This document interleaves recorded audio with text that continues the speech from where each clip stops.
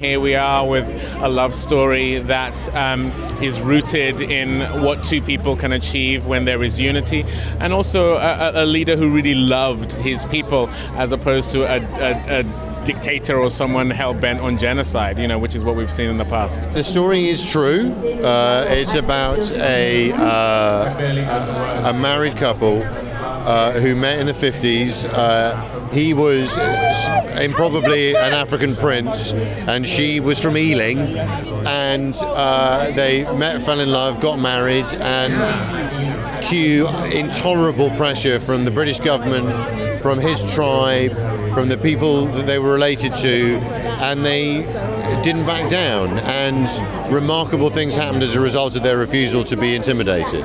If anyone wants to visit Botswana, what you see in the film of Botswana is how it was back in the 1940s. You go now, Ruth and Seretse found diamonds, and they used the diamonds to fund hospitals and schools, to build an infrastructure in the country, and it's now one of the biggest African success stories of a great nation doing great things. In many ways, that it was showing a part of life in a way that we haven't quite seen on screen. I love the idea of Seretse Khama running through the streets of London in 1947 in a trilby hat.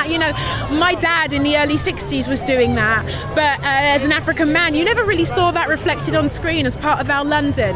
The fact that we were going to be telling a story about a couple who had not just love, but I've said it before, such courage, and also the fact that it was going to involve the two continents, if you like, that are responsible for raising me and shaping the woman and the filmmaker that I am today. Even if it wasn't a true story, this is a beautiful script, and it's a love story, and it's completely uncynical in that it's about two people being in love, and you can't explain that, can you?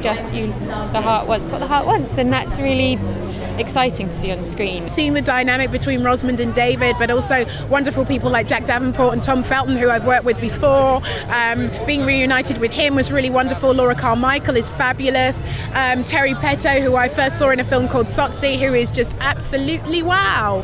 I always feel it's a pleasure and a privilege to work around such talent. I've actually read several incarnations of the screenplay throughout the years and watched it grow and develop into this amazing story that you saw on screen this morning. It's a remarkable story, and I'm so glad that it's been told. It feels classic, it feels like this classic romance, and you'll be surprised at the truth of it, the history of it, and I think, but yeah, beyond that, I think you'll love Ruth and Seretse. They're these brilliant characters, and you'll watch them fall in love, which is very special.